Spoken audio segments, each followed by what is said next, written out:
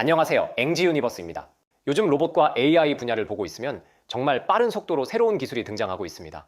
로봇이 사람의 언어 명령을 이해하고 직접 행동을 생성하는 VLA 모델부터 로봇의 행동 데이터를 수집하는 방법, 가상 환경에서 로봇을 학습시키는 방식, 그리고 학습한 모델을 실제 로봇에 배포하는 기술까지 피지컬 AI 시스템을 구성하는 거의 모든 영역에서 새로운 연구가 쏟아지고 있는데요. 그런데 이 분야를 공부하다 보면 처음에는 조금 막막하게 느껴질 수도 있습니다. 예를 들어 로봇에게 바나나랑 같은 색깔 물체를 집어봐 라고 말했을 때 사람은 이 말을 비교적 자연스럽게 이해합니다. 바나나가 노란색이라는 것도 알고 주변에서 노란색 물체를 찾아야 한다는 것도 알고 그 물체를 집기 위해 손을 어디로 뻗어야 하는지도 대략 상상할 수 있습니다. 하지만 로봇 입장에서 이 작업은 생각보다 복잡합니다.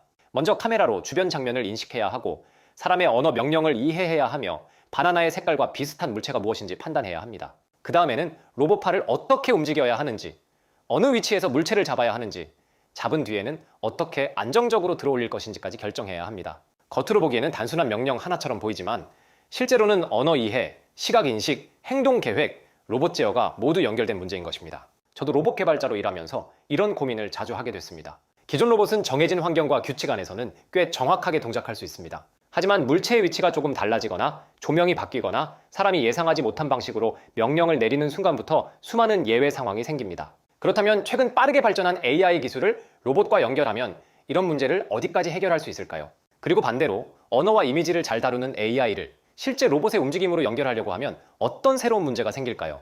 이 질문을 따라가다 보면 자연스럽게 피지컬 AI라는 흐름을 만나게 됩니다. 문제는 그 변화의 속도가 너무 빠르다는 것입니다. 오늘 가장 높은 성능을 기록한 모델이 몇 달 뒤에는 새로운 구조로 보완되기도 하고 지금 가장 유망해 보이는 데이터 수집 방식이나 학습 전략도 새로운 한계가 발견되면서 다른 방향으로 발전할 수 있습니다. 게다가 로봇 분야에서 말하는 성능은 하나의 숫자로 비교하기도 어렵습니다. 어떤 모델은 특정 로봇과 작업에서는 높은 성공률을 보이지만 다른 형태의 로봇이나 새로운 환경에서는 성능이 크게 떨어질 수 있습니다. 같은 모델이라도 어떤 데이터를 사용했는지, 어떤 카메라와 센서를 연결했는지, 행동을 어느 주기로 출력하는지에 따라 결과가 달라집니다. 그러다 보니 피지컬 AI를 공부하는 입장에서는 자연스럽게 이런 고민이 생기는 것 같습니다. 지금 어떤 모델이 가장 좋은지, 어떤 아키텍처가 가장 많이 사용되는지, 어떤 데이터셋과 프레임워크를 배워야 하는지를 계속 따라가야 하는 것일까요?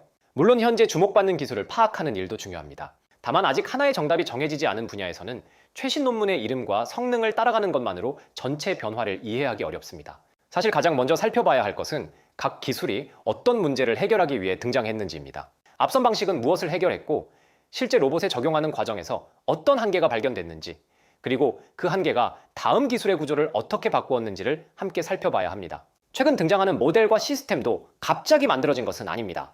대부분 앞선 기술이 해결하지 못한 문제에 대해 연구자들이 제시한 새로운 답입니다. 그리고 그 답 역시 또 다른 문제를 드러내며 다음 연구로 이어지고 있습니다. 결국 피지컬 AI를 이해하려면 현재의 결과만 보는 것이 아니라 문제와 해결 방식이 어떻게 이어져 왔는지를 살펴볼 필요가 있습니다. 그래서 오늘 영상에서는 아직 정답으로 수렴하지 않은 피지컬 AI 기술을 우리가 어떤 관점으로 바라보고 공부해야 하는지, 그리고 새로운 기술이 쏟아지는 상황에서 왜 발전의 흐름을 읽는 능력이 중요한지 이야기해 보려고 합니다. 피지컬 AI 기술이 빠르게 변하는 가장 큰 이유는 아직 이 분야가 하나의 구조나 개발 방식으로 수렴하지 않았기 때문입니다. 먼저 로봇이 사람의 명령을 이해하고 행동하도록 만들기 위해 어떤 모델 구조를 사용해야 하는지부터 명확한 답이 없습니다. 하나의 거대한 모델이 장면 이해와 추론, 행동 생성을 모두 담당하도록 만들 수도 있고 반대로 복잡한 판단과 장기 계획을 수행하는 상위 모델과 짧은 주기로 실제 움직임을 생성하는 하위 모델을 계층 형태로 나눌 수도 있습니다. 장면과 언어 명령을 입력받은 뒤 바로 행동을 출력하는 방식도 있고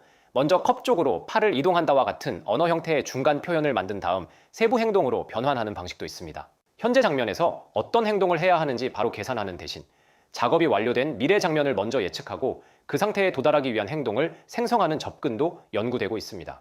로봇의 행동을 모델이 어떤 형태로 출력해야 하는지에 대해서도 여러 방법이 경쟁하고 있습니다. 로봇 관절의 위치나 속도를 일정한 구간으로 나누어 언어 토큰처럼 하나씩 생성할 수도 있고 일정 시간 동안 실행할 여러 행동을 하나의 액션 청크로 묶어 한꺼번에 예측할 수도 있습니다. 예를 들어 모델이 매 순간 하나의 관절 명령만 출력하면 추론 속도가 조금만 느려져도 움직임이 끊기거나 지연될 수 있습니다.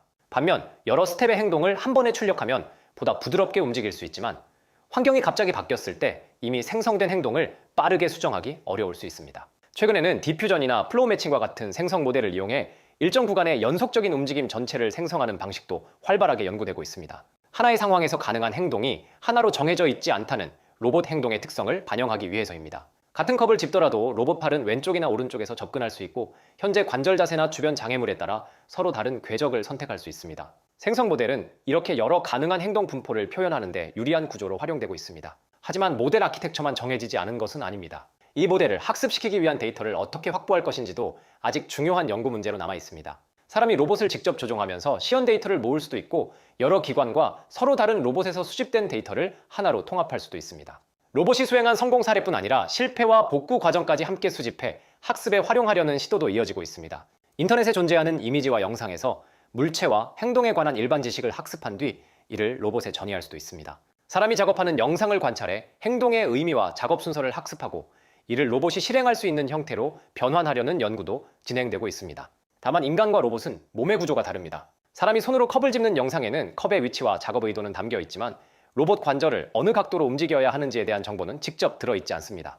따라서 인간의 행동을 로봇의 좌표계와 관절 명령으로 변환하는 별도의 과정이 필요합니다. 실제 로봇으로 모든 데이터를 모으는 것은 비용과 시간이 많이 들기 때문에 시뮬레이션과 생성 모델을 이용해 합성 데이터를 만드는 방법도 중요해지고 있습니다. 가상 환경을 구축하는 방식에도 하나의 정답은 없습니다. 실제 공장이나 작업 공간을 카메라와 3D 스캐너로 측정한 뒤 디지털 트윈으로 옮길 수도 있고 개발자가 작업 목적에 맞게 물체와 로봇, 센서를 직접 배치해 환경을 설계할 수도 있습니다. 최근에는 생성형 AI를 이용해 가상의 물체와 장면을 만들고 로봇이 수행할 작업과 초기 조건을 자동으로 생성하거나 학습에 필요한 보상 조건과 성공 판정 기준까지 구성하려는 시도도 이어지고 있습니다. 이렇게 가상 환경을 이용하면 실제 로봇 한 대로 데이터를 모으는 것보다 훨씬 많은 조건을 빠르게 경험하게 만들 수 있습니다. 물체의 위치와 크기, 조명, 마찰 계수, 로봇의 초기 자세 등을 바꾼 수천 개의 환경을 동시에 실행하는 것도 가능합니다. 하지만 가상 환경에서 로봇을 충분히 학습시키더라도 또 다른 문제가 남습니다. 시뮬레이션에서 잘 움직이던 로봇이 실제 환경에서는 같은 성능을 내지 못할 수 있기 때문입니다. 실제 카메라와 센서에는 노이즈가 섞이고 모터에는 명령 지연과 백래시가 존재합니다. 시뮬레이터에서 사용하는 마찰 계수나 물체의 질량, 관성과 같은 값도 실제 물체의 상태와 정확히 일치하지 않을 수 있습니다. 결국 피지컬 AI 시스템을 설계하려면 현실 데이터를 어떻게 수집할 것인지, 부족한 경험을 가상 환경에서 어떻게 보완할 것인지, 어떤 구조로 모델을 학습시킬 것인지, 그리고 학습한 모델을 실제 로봇의 제한된 연산 장치에서 얼마나 빠르고 안정적으로 실행할 것인지를 함께 고려해야 합니다. 모델의 추론 속도도 중요한 문제입니다. 텍스트를 생성하는 AI는 답변이 수백 밀리초 늦어지더라도 큰 문제가 없을 수 있지만 움직이는 로봇은 상황이 다릅니다. 로봇이 물체를 잡고 있거나 사람 근처에서 움직이는 동안 행동 명령이 늦어지면 성능뿐 아니라 안전에도 영향을 줄 수 있습니다. 그래서 거대한 모델을 그대로 로봇에 탑재하기보다 상위 추론은 외부 연산 장치에서 수행하고 빠른 행동 생성은 로봇 내부의 경량 모델이 담당하도록 나누거나 모델을 양자화하고 경량화해 온디바이스에서 실행하는 방법도 함께 연구되고 있습니다. 로봇을 현장에 배포한 뒤에도 개발이 끝나는 것은 아닙니다. 학습 데이터에 없던 물체나 예상하지 못한 상황을 만나면 실패가 발생할 수 있고 이러한 실패와 예외 상황을 다시 수집해 다음 학습 데이터로 활용해야 합니다. 결국 피지컬 AI는 데이터 수집과 모델 학습, 시뮬레이션 검증, 실제 로봇 배포, 현장 데이터 수집과 재학습이 반복되는 순환 시스템에 가깝습니다. 현재는 이 시스템의 각 단계에서 여러 접근이 동시에 경쟁하고 있습니다. 어떤 모델 구조가 가장 효과적인지뿐 아니라 서로 다른 데이터와 시뮬레이션, 제어 시스템을 어떤 방식으로 연결해야 하는지에 대해서도 계속 연구와 실험이 이루어지고 있습니다. 따라서 지금 피지컬 AI 분야에서 등장하는 기술을 완성된 최종 답으로 보기는 어렵습니다. 언어와 이미지 안에서 작동하던 인공지능이 현실 세계의 접촉과 움직임, 시간 지연과 불확실성을 만나면서 새로운 문제를 발견하고 이를 해결할 여러 가능성을 시험하고 있는 과정이라고 보는 편이 더 맞을 것 같습니다. 그렇다면 아직 하나의 정답으로 수렴하지 않은 피지컬 AI 분야에서 우리는 무엇을 기준으로 기술을 바라봐야 할까요? 저는 현재 가장 높은 성능을 기록한 모델이나 가장 많이 언급되는 아키텍처의 구조를 그대로 따라가는 것보다 그 기술이 왜 등장했는지를 이해하는 것이 더 중요하다고 생각합니다. 피지컬 AI의 발전 과정을 살펴보면 새로운 기술은 대부분 앞선 방식이 남긴 문제를 해결하는 과정에서 등장했습니다. 초기에는 대규모 언어 모델을 이용해 사람의 명령을 이해하고 로봇이 수행해야 할 행동 순서를 계획하는 방식이 주목받았습니다. 예를 들어 사람이 로봇에게 식탁 위에 있는 물병을 가져와라고 명령하면 언어 모델은 먼저 물병을 찾고 물병이 있는 위치로 이동한 다음 물병을 잡아 사용자에게 가져오는 순서로 작업을 나눌 수 있습니다. 이러한 방식은 복잡한 언어 명령을 여러 단계의 작업으로 분해하고 상황에 따라 필요한 도구나 행동을 선택하는 데 강점을 보였습니다. 하지만 물병을 잡는다라는 계획과 실제로 물병을 잡는 움직임 사이에는 큰 차이가 있습니다. 로봇은 카메라 영상에서 물병 위치와 방향을 추정해야 하고 현재 관절 자세에서 충돌하지 않는 궤적을 계산해야 합니다. 그리퍼를 어느 위치에서 얼마나 닫아야 하는지, 컵이 미끄러지지 않도록 어떤 힘으로 잡아야 하는지도 결정해야 합니다. 언어 모델이 상위 계획을 잘 세우더라도 이러한 연속적인 관절 움직임까지 직접 만들어내기는 어려웠습니다. 이 간격을 줄이기 위해 카메라로 본 장면과 언어 명령, 로봇의 행동을 하나의 모델로 연결하는 VLA 구조가 등장했습니다. 이제 AI는 상황을 설명하거나 행동 순서를 계획하는 데서 그치지 않고 시각 정보와 명령을 바탕으로 실제 로봇이 실행할 행동을 직접 출력하기 시작했습니다. 하지만 VLA가 등장했다고 해서 문제가 모두 해결된 것은 아니었습니다. 실제 로봇의 움직임은 텍스트처럼 정답이 하나로 정해진 출력이 아닙니다. 같은 물체를 짚더라도 현재 로봇의 자세와 주변 장애물, 물체의 위치에 따라 여러 경로를 선택할 수 있습니다. 행동은 시간에 따라 부드럽게 이어져야 하며 앞에서 만든 움직임이 다음 움직임에도 영향을 줍니다. 한 스텝의 작은 오차가 반복되면 로봇의 위치가 점점 틀어질 수도 있습니다. 그래서 행동을 매 순간 하나씩 생성하기보다 일정 구간의 움직임을 한꺼번에 예측하는 액션 청크가 사용되기 시작했습니다. 여러 가능한 연속 행동을 표현하기 위해 디퓨전이나 플로우 매칭과 같은 생성 방식도 활용되기 시작했습니다. 이러한 구조는 보다 자연스럽고 다양한 움직임을 생성하는 데 도움을 주었지만 다시 다른 문제가 드러났습니다. 모델이 짧은 구간의 행동을 빠르게 생성하는 데 집중할수록 작업 전체의 목적을 고려하거나 예상하지 못한 상황에서 계획을 수정하는 능력이 부족할 수 있습니다. 예를 들어 로봇이 서랍을 열고 안에 있는 물체를 꺼내야 하는 작업을 수행한다고 생각해 보겠습니다. 서랍에 손잡이가 보이지 않거나 예상한 위치에 물체가 없거나 다른 물체가 경로를 막고 있다면 단순히 학습한 움직임을 이어가는 것만으로는 작업을 끝내기 어렵습니다. 현재 상황을 다시 해석하고 목표를 유지하면서 새로운 작업 순서를 만들어야 합니다. 그 결과 최근에는 복잡한 장면 이해와 장기 계획을 담당하는 상위 모델과 실제 로봇의 빠른 움직임을 생성하는 하위 모델을 나누는 계층형 시스템 구조가 주목받고 있습니다. 상위 모델은 상대적으로 느리더라도 상황을 해석하고 다음 목표를 결정하고, 하위 모델은 주어진 목표에 맞춰 짧은 주기로 행동을 생성하는 방식입니다. 이 흐름을 보면 피지컬 AI의 모델 구조가 단순히 더 큰 모델로 발전한 것이 아니라 앞선 방식에서 부족했던 능력을 보완하는 방향으로 변화해 왔다는 점을 알 수 있습니다. 데이터 기술의 발전도 비슷한 흐름을 따릅니다. 로봇은 실제 행동 경험을 학습해야 하지만 로봇으로 데이터를 모으는 일에는 많은 비용과 시간이 필요합니다. 사람이 로봇을 직접 조종해야 하고 실패한 로봇을 다시 초기 상태로 돌려놓는 과정도 반복해야 합니다. 그래서 여러 기관과 서로 다른 로봇에서 수집한 데이터를 하나로 합치는 오픈 로봇 데이터셋이 등장했고, 하나의 모델이 여러 형태의 로봇과 작업 경험을 함께 학습하도록 만드는 연구가 이어졌습니다. 하지만 실제 로봇 데이터만으로 세상에 존재하는 모든 물체와 환경, 실패 상황을 담는 것은 어렵습니다.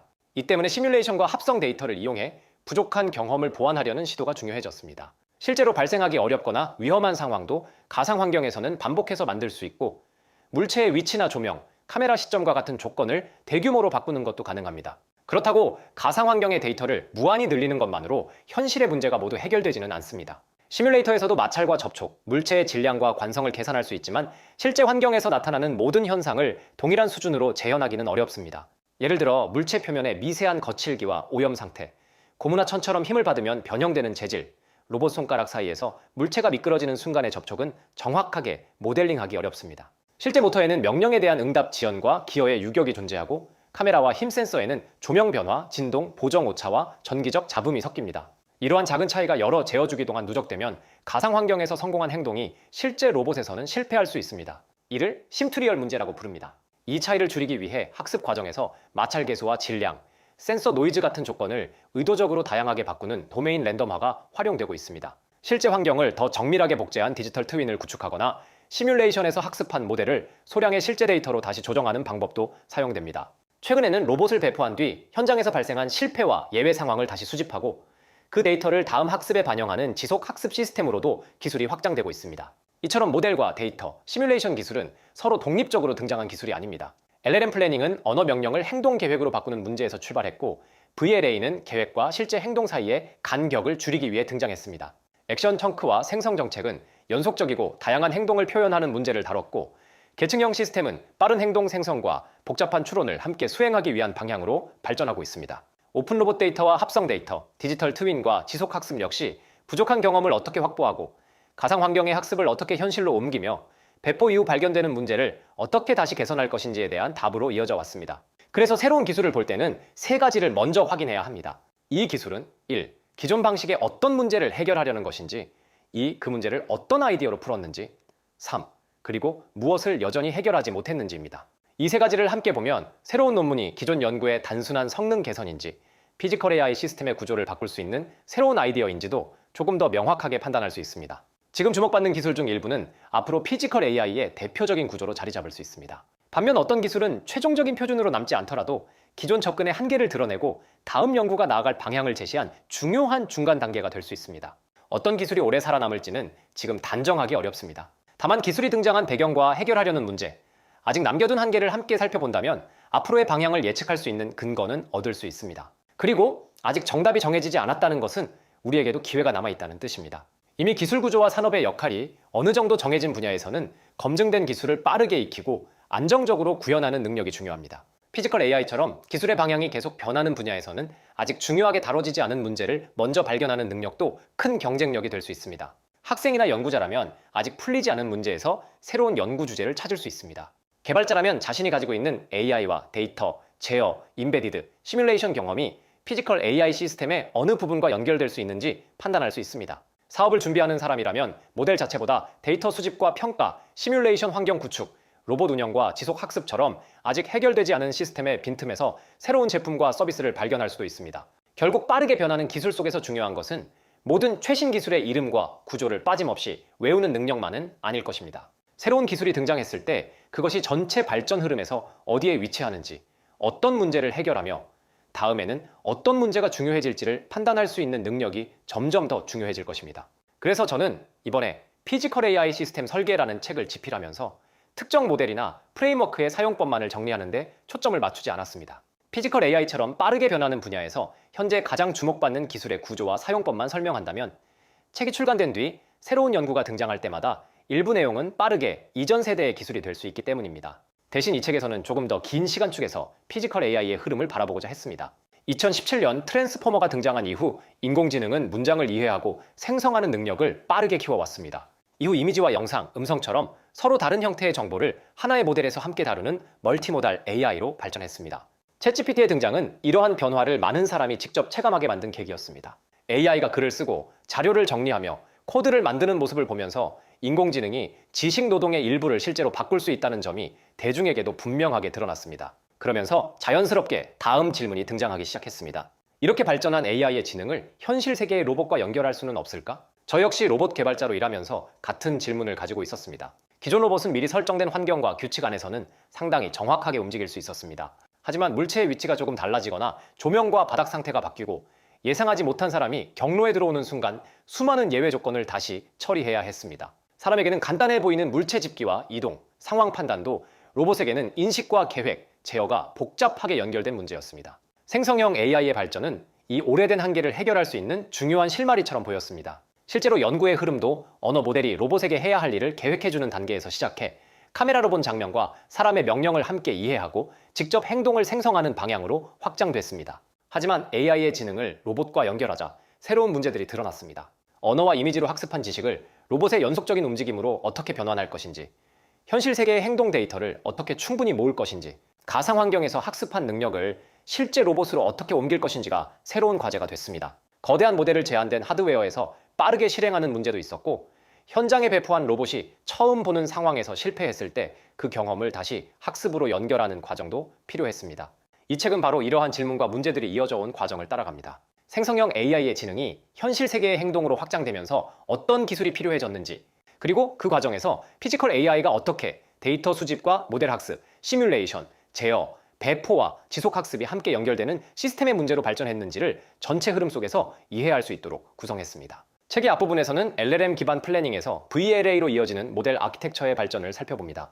이어서 중간 표현과 연속 액션, 명시적 추론과 계층형 시스템이 어떤 문제를 해결하기 위해 등장했는지를 다룹니다. 뒤에서는 로봇 행동 데이터를 수집하고 가공하는 방법, 시뮬레이션과 합성 데이터를 활용하는 방식, 모델을 파인튜닝하고 실제 로봇의 연산 장치에 배포하는 과정까지 피지컬 AI의 전체 개발 파이프라인을 연결해 살펴봅니다. 실제 현장에서 얻은 실패 데이터를 다시 학습 자산으로 바꾸는 지속 학습 구조와 현재 주요 연구 그룹과 빅테크의 프로젝트가 이러한 시스템을 어떤 방식으로 구현하고 있는지도 함께 다뤘습니다. 그렇다고 이 책이 앞으로 피지컬 AI가 반드시 어떤 기술로 수렴할 것인지 하나의 정답을 제시하는 것은 아닙니다. 아직 이 분야에는 해결되지 않은 문제가 많고 현재 주목받는 기술도 앞으로 더 나은 방식으로 보완되거나 새로운 구조로 확장될 가능성이 있습니다. 제가 이 책을 통해 전달하고 싶었던 것은 특정 기술에 대한 하나의 정답보다 새로운 기술을 바라볼 수 있는 기준과 방향감입니다.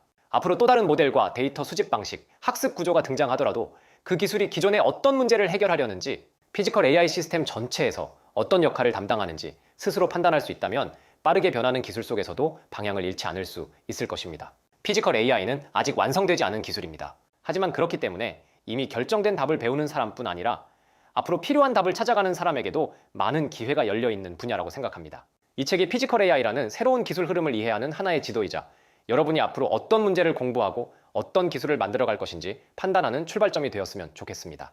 오늘도 영상 시청해주셔서 감사합니다. 지금까지 앵지 유니버스였습니다.